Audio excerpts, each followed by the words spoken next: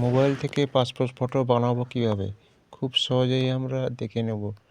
প্রথমে আমরা প্লে স্টোরে গিয়ে একটি অ্যাপস ডাউনলোড করে নেব, আইডি ফটো। এই আইডি ফটোটা আমার মোবাইলে লোড করা আছে, তাই আমি এটাকে ওপেন করে নিলাম। এবার এখানে নিচে দেখবেন টুলস অপশান আছে, এই টুলস অপশানে যাবেন।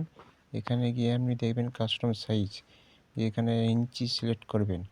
সাইজে উইথে নেবেন 1.2 এবং হাইটে লিখবেন 1.6 দিয়ে ক্রিয়েট করবেন। ক্রিয়েট করে এটাকে এইচডি করে দেবেন, দিয়ে গ্যালারি নেবেন, গ্যালারিতে একটা ফটো নেবেন। গ্যালারিতে ফটো নিয়ে আপনারা এখানে ফটোটা নিলে লোডিং হবে। লোডিং একটা কথা জানিয়ে রাখি, যখন এই অ্যাপসটা চালাবেন তখন নেটটাকে অফ করে রাখবেন, তবে আপনারা অ্যাডগুলো পাবেন না, নাহলে বারবার প্রতিনিয়ত আপনাদেরকে অ্যাড দেখাবে।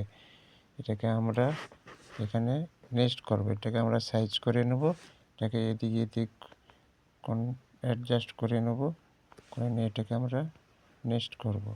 নেক্সট করার পর আমরা এখানে দেখব একটা বিউটি অপশান আসবে, এটাকে আমরা পাইপ করে নেব। ওটা অ্যাডজাস্টে গিয়ে কন্ট্রাস্ট ব্রাইটনেস এগুলো আমরা অ্যাডজাস্ট করে নেব।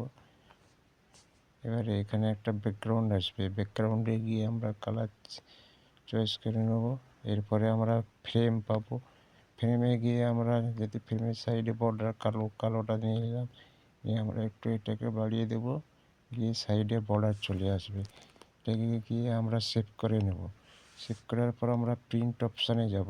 প্রিন্ট অপশানে গিয়ে আমরা পেপার সাইজ নেব 4:6 পেপার সাইজ নিলাম। এবারে এখানে স্পেস দেব, স্পেস দিলে এবারে দেখুন, এবারে এখানে প্রিন্ট অপশানে যাব।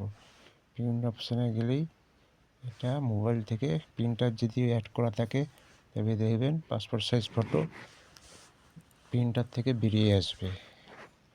মোবাইল